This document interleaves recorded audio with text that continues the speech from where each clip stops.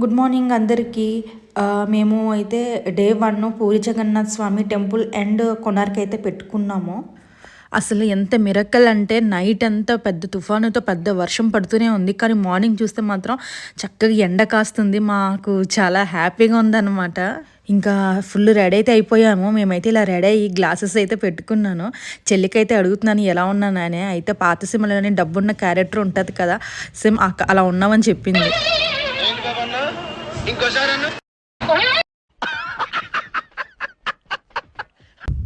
అమ్మ కూడా రెడీ అయిపోయింది. ఇంకా అక్క రెడీ అవుతుంది. బాబుకి రెడీ చెయ్యాలి కదా, సో బాబుకి రెడీ చేసి అక్క అయితే రెడీ అవుతుంది. చాలా భయపడిపోయాము. కాకపోతే నిజంగా దేవుడు మా ప్రేయర్ని యాక్సెప్ట్ చేశారో ఏంటో తెలియదు. కానీ నిన్నటి వరకు కూడా వర్షాలేట, దర్శనం చాలా కష్టంగా జరిగింది అన్నారు ఇక్కడ వాళ్ళు. కానీ ఈరోజు మాత్రం ఎండ చాలా బాగా వస్తుంది. ఎండ రావడం వల్ల ఇంకా మాకు చాలా హ్యాపీగా ఉందన్నమాట. కంటిన్యూగా అయితే వర్షాలు పడుతూనే ఉన్నాయట. అదే చెప్తున్నారు మా బావాళ్ళు కొలీగ్ వాళ్ళు కూడా అంతే, వర్షంలోని దర్శనం జరిగింది.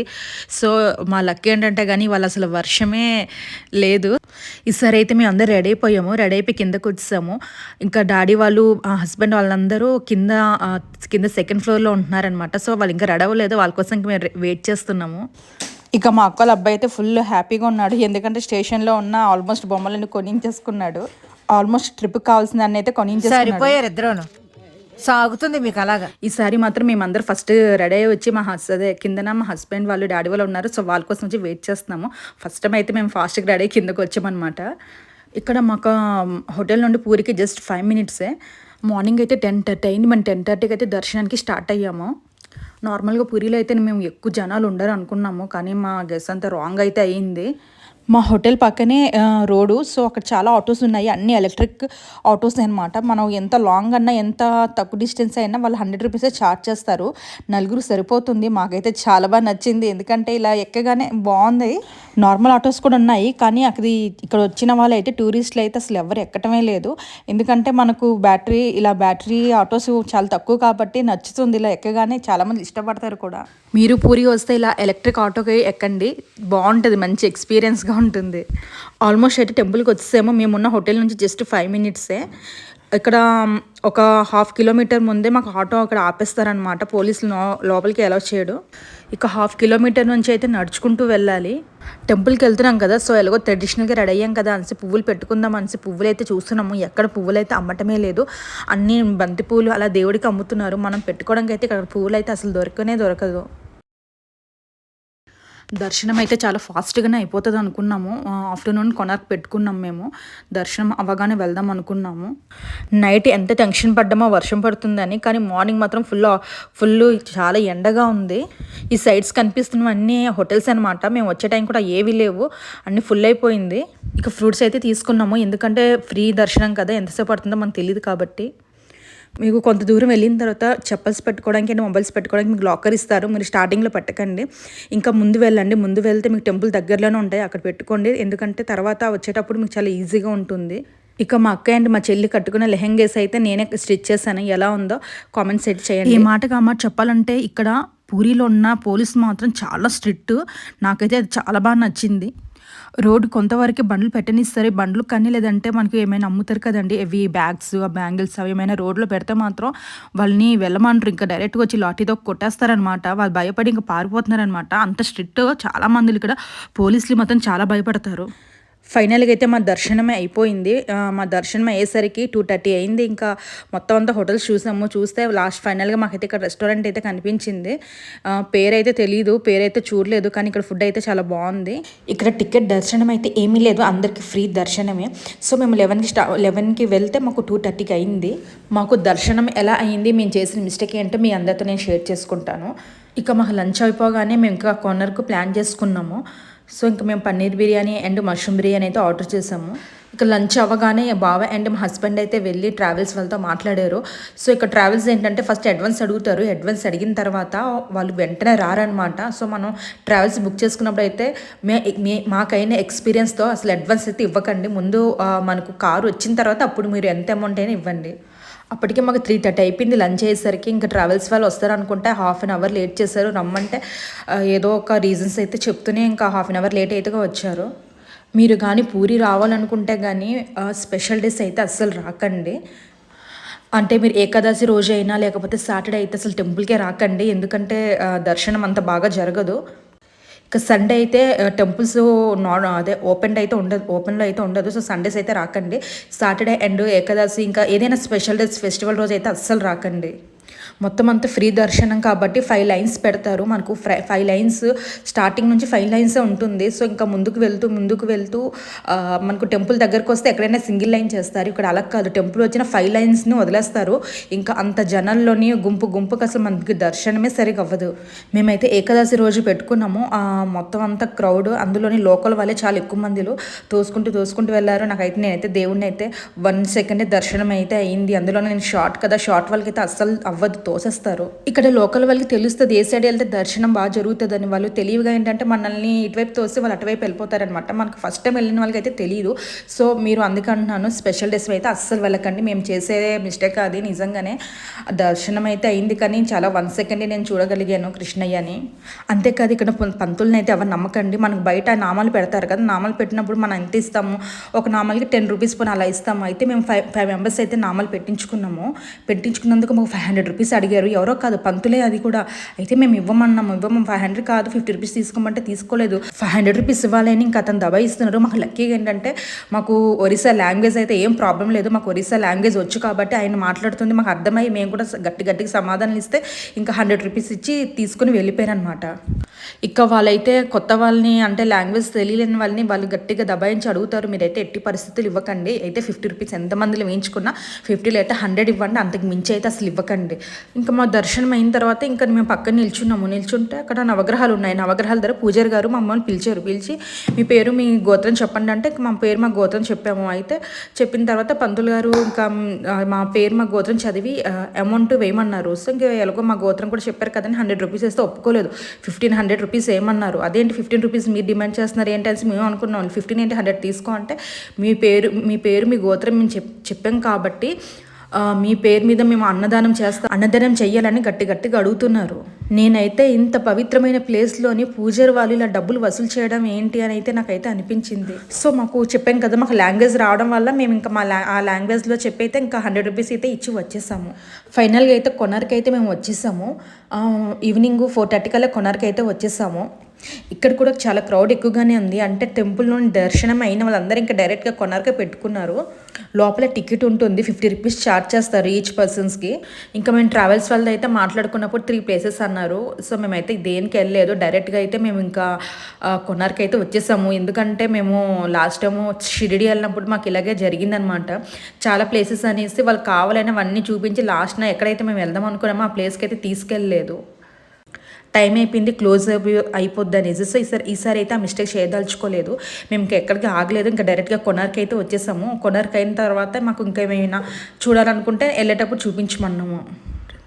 ఇదే కొనార్క్లోని ఎంట్రన్స్ చూడండి, చాలా బాగుంది. కొనార్కి వెళ్ళాలనుకుంటే మాత్రం బెస్ట్ టైమింగ్ మీరు ఈవినింగ్ 4 తర్వాత పెట్టుకోండి. ఈవినింగ్ 4 to 5 మాత్రం మీకు ఈవినింగ్ లైటింగ్లో చాలా బాగుంటుంది. ఆఫ్టర్ 5 తర్వాత లైటింగ్స్ వేస్తారు, చాలా అంటే చాలా బాగుంటుంది. ఆఫ్టర్నూన్ అయితే అసలు పెట్టుకోకండి, ఎందుకంటే మనం చుట్టూ అంతే తిరగాలి కదా, మొత్తం ఎండకి మనం మాడిపోతాం అనమాట. సో మీరు కానీ ఈవినింగ్స్ పెట్టుకోండి, బాగుంటుంది. ఈ బన్యన్ ట్రీ అయితే చాలా బాగుంది. సో లోపలికి అయితే నాట్ అలౌడ్, జస్ట్ మనం అంతా బయట నుండే చూడాలి. ఇప్పుడు నేను చూపిస్తుందన్నీ డే టైం అనమాట. సో మనం 4:30కి వెళ్ళాం కదా, 4:30 నుండి 5:30 వరకు. ఆఫ్టర్ 5 లైటింగ్స్ చూడండి ఎంత అద్భుతంగా ఉంటుందో. లైటింగ్స్ అన్ని పెడతారు కదా, చాలా అంటే చాలా బాగుంటుంది. నైట్ అయిపోయింది కదా, ఫొటోస్ పడతాయి లేదా అని భయపడాల్సిన అవసరం కూడా లేదు. ఫొటోస్ కూడా చాలా బాగా వస్తుంది. మీరు పూరి ప్లాన్ చేసుకున్నప్పుడు అయితే కొనార్కి 1 డే అయితే అవసరం లేదు. కొనార్కి మీరు ఈవినింగ్ దర్శనం పెట్టుకుంటారన్నప్పుడు డే టైంలో కొనార్కి వచ్చినా పర్వాలేదు, లేదంటే దర్శనం అయిన తర్వాత కొనార్కి వచ్చినా పర్వాలేదు. కానీ బెస్ట్ అయితే మార్నింగ్ దర్శనం అయిపోగానే ఈవినింగ్ కొనార్కి రావడం చాలా బెస్ట్ టైమింగ్. ఇక ఈవినింగ్ అవుతున్న కొద్ది క్రౌడ్ అయితే ఇంకా బాగా పెరిగిపోతున్నారు. ఇది చూడండి, ఇది ఆఫ్టర్ 5:30 తర్వాత లైటింగ్స్ వేశారు. లైటింగ్తో చూడండి ఎంత బాగుందో. ఇంకా ఇక్కడ మనకు ఒక వీల్ కనిపిస్తుంది కదా, ఆ వీలే మనకు 10 రూపీస్లోనూ ఉంటుంది. అండ్ వాళ్ళకి అది ఆ టైంలో క్లాక్ కూడా. ఇక్కడైతే జనాలు వస్తున్నారు అనేసి అయితే నేనైతే ఇక్కడ ఏదో ఉందనుకుని లోపలికైతే వెళ్ళాను. లోపలికి వెళ్ళి చూస్తే అక్కడ ఎవరు లేరు. చాలా నిశ్శబ్దంగా ఉంది. నాకైతే చాలా భయం వేసింది. చాలా భయపడ్డాను కూడా. ఇక ఇంత క్రౌడ్లోని ఒక్కొక్కరు సపరేట్ అయిపోయాము. అక్క బావ ఒక దగ్గర, మమ్మీ డాడీ ఒక దారి, నేను చెల్లి మా ఆయన ఒక దారి అనమాట. ఇక ఫోన్లు లోపల అలౌడ్ చేయడం వల్ల ఎవరు ఎక్కడ ఉన్నారో తెలుసుకోగలిగాము. ఫోన్ నాట్ అలౌడ్ అంటే మాత్రం మేము ఎక్కడున్నామో ఏంటో మిస్ అయ్యే వాళ్ళం ఖచ్చితంగా. ఈ బన్యన్ ట్రీ చూడండి ఎంత బాగుందో. నైట్ కూడా ఇక్కడ చాలా బాగా కనిపిస్తుంది. చూడండి ఎంత అద్భుతంగా ఉంది కదా. వీటి గురించి అయితే ఎక్స్ప్లెయిన్ చేస్తున్నారు. కాకపోతే మనకు చేయరు, గైడ్స్ పెట్టుకుంటారు కదా, వాళ్ళైతే ఎక్స్ప్లెయిన్ చేస్తున్నారు. సో మేమైతే ఇంకా అలా నిల్చొని అయితే వింటున్నాం అనమాట. ఫైనల్గా అయితే మళ్ళీ అందరు కలిసాము. కానీ కలిసిన 5 minutesకే మళ్ళీ అందరూ ఎక్కడెక్కడ మిస్ అవుతున్నాము మేమందరం. ఈ అంకుల్ కూడా సేమ్ మా సిచ్యువేషన్. ఫోన్ చేసి ఎక్కడే ఉన్నారనేసి ఫోన్ చేసి కనుక్కుంటున్నారనమాట, ఎక్కడెక్కడ మిస్ అయిపోయారు అనేసి. డే టైంలో అయితే కనిపిస్తాం కానీ నైట్ టైంలో ఫేస్ కనిపించదు కదా ఎక్కడున్నామో ఏంటో అన్నది. యాక్చువల్గా అయితే 10 years బ్యాక్ అయితే ఇక్కడ 5 o'clock నాట్ వెళ్ళాడు అనమాట. సో మా బావ అయితే వచ్చారు లాస్ట్ టైము 10 years బ్యాక్. అప్పట్లో లైటింగ్స్ ఏం లేదు. దానివల్ల ఏంటంటే మనకు 5 అయితే క్లోజ్ చేసేవారు. కానీ ఇప్పుడు లైటింగ్స్ అన్నీ పెట్టి ఇప్పుడు నైట్ ఏ టైం అయినా అలౌట్ చేస్తున్నాడు అనమాట. కానీ అలర్ట్ చేయడమే మంచిది, ఎందుకంటే చాలా దూరం నుంచి వస్తాం కదా. 5కి క్లోజ్ అంటే మనకు టైం సెట్ అవ్వదు కదా. సో ఆ నైట్ కూడా మనకి అలర్ట్ చేస్తే ఇంకా మనకు కూడా ఫుల్ సాటిస్ఫాక్షన్, 1 dayలోనే 2 places చూసుకున్నంత సాటిస్ఫాక్షన్ అయితే ఉంటుంది. ఇంకా అదే ఒకప్పుడు వాళ్ళ క్లాక్, సో దాన్ని బట్టే వాళ్ళు టైం చూసుకునేవారట. సో మేము అందరూ ఒక ప్లేస్కి వచ్చి కలుస్తున్నాము, ఇంకో ప్లేస్కి వచ్చి అయితే మిస్ అయిపోతున్నాము. ఇంకా మా అక్క బావకైతే ఇంకా కెమెరామెన్ అయితే అవసరం లేదు. మా అక్క వాళ్ళ బాబు ఇంకా ఫోటోలు తీసేస్తున్నాడు. ఇక మా వారైతే ఇంకా నా పక్కనే ఉంటున్నారనమాట. నేను ఎక్కడ మిస్ అయిపోతాననేసి పాపం ఇంకా నా పక్కనే ఇంకా అలా వస్తూనే ఉన్నారు. ఇక మమ్మీ డాడీ అయితే మిస్ అయ్యారు. చెల్లి అయితే టెన్షన్ పడిపోయి వాళ్ళకైతే ఫోన్ చేస్తుంది ఎక్కడున్నారనేసి. ఇంకా డాడీ మమ్మీ అయితే ఇంకా మొత్తం అంతా కవర్ చేశారు. మొత్తం అంతా చూసి ఇంకా బయట అయితే వెయిట్ చేస్తున్నారు. ఎందుకంటే మనం ఇలా ఫొటోస్ తీసుకుని వెళ్తాము. కానీ మన పేరెంట్స్ అలా కాదు కదా, ఇవన్నీ చక్కగా చూసుకొని ఫొటోస్ అన్నీ ఎక్కువ తీసుకోరు, చాలా తక్కువ తీసుకుంటారు. ఇవన్నీ చక్కగా చూసి వెళ్ళి ఇంకా మా కోసం బయట వెయిట్ చేస్తున్నారని చెప్పారు.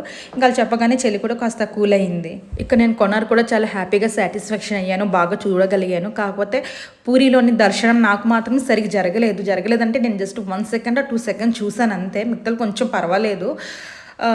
అదే కొంచెం డిసప్పాయింట్. ఇలాగా జంప్ చేస్తూ ఉంటే తోసేస్తున్నారనమాట. ఇలా జంప్ చేస్తే చూద్దాం అనే లోపు నాకు పక్కకు తోసేస్తున్నారనమాట. అలా అయిపోయింది. ఖచ్చితంగా షార్ట్ కొనాలకు మాత్రం డిస్అడ్వాంటేజెస్ అని నేను చెప్తాను. ఇంకొకటి ఏంటంటే నాకు నచ్చింది ఏంటంటే మనం అంతసేపు వెయిట్ చేస్తాం కదా, వెయిట్ చేయించినప్పుడు మనకు లోపలికి వెళ్ళినప్పుడు సింగిల్ లైన్లో వదులుంటే చాలా బాగుంటుంది. ఎందుకంటే ఎక్కడెక్కడి నుంచో వస్తాం మనం అందరం. అప్పుడు మనకు అట్లీస్ట్ ఒక 1 second అయినా 2 seconds అయినా దర్శనం బాగా జరిగితే ఎంత బాగుంటుంది. సింగిల్ లైన్లో మనకు కనిపించుంటే మాత్రం చాలా బాగుండేది. కానీ అలానే 5 lines వదిలేస్తారు. ఇంకా తోసుకుంటే వెళ్ళాలి. అదొక్కటే నాకు నచ్చలేదు. ఇక మనం ఎంట్రన్స్ నుంచి, ఇప్పుడు మనం కొనార్క్ ఎంట్రన్స్ నుంచి వచ్చాం కదా, సో మీరు అలా అయితే వెళ్ళకండి. అలా కాకుండా బ్యాక్ సైడ్ ఉంటుంది. అంటే మనం అలా అయినా వెళ్ళొచ్చు, లేదంటే బ్యాక్ సైడ్ నుంచి అయినా వెళ్ళొచ్చు. మేమైతే బ్యాక్ సైడ్ నుంచి వెళ్ళాము. బ్యాక్ సైడ్ నుంచి వెళ్ళగానే మనకు అక్కడ ఒక టెంపుల్ ఉంటుంది. ఆ టెంపుల్ దర్శనం అయితే చేసుకోండి. చేసుకున్న తర్వాత మీకు అక్కడి నుంచి షాపింగ్స్ ఉంటాయండి. మామూలుగా కాదు, అన్ని ఫస్ట్ క్లాస్ రేంజ్లో ఉంటాయి. అక్కడ చాలా షాపింగ్స్ ఉంటాయి. చాలా అంటే చాలా రీజనబుల్గా ఉంటాయి. ప్లస్ క్వాలిటీ కూడా ఇంకా చెప్పక్కర్లేదు. నేనైతే షాక్ అయ్యాను. ఇలా ఉందని తెలుసుంటే తొందరగా వచ్చేసి షాపింగ్ చేసుకునే వాళ్ళం. కానీ మాకు డ్రైవర్ అయితే ఫోన్ చేసేస్తున్నారు. కానీ మాకు ఎక్కువసేపు అయితే షాపింగ్ చేసుకోవడానికి టైం కూడా ఇవ్వలేదు. ఎందుకంటే అక్కడ మాకు క్యాబ్ అయినా అయితే కాల్ చేసేస్తున్నారు, ఇంకా టైం అయిపోతుంది తొందరగా వచ్చేయండి అనేసి. సో మీరు కానీ కొనర్కి వెళ్తే కానీ కొంచెం ఫాస్ట్గా ఎర్లీగా అంటే కొంచెం ఫాస్ట్గా చూసేసుకోండి. ఎందుకంటే షాపింగ్ ఉంటుంది. ఒక్కటి కాదండి, ఎన్ని షాపింగ్స్ ఉంటుందో మీకు కావాల్సినవన్నీ దొరుకుతాయి అందులోని. యాక్చువల్లీ మన ఎంట్రన్స్ నుంచి ఎలా వచ్చామో అలా వెళ్ళిపోవచ్చు. ఇప్పుడు అలా కాకుండా బ్యాక్ సైడ్ నుంచి వెళ్ళండి, అస్సలు మిస్ కాకండి.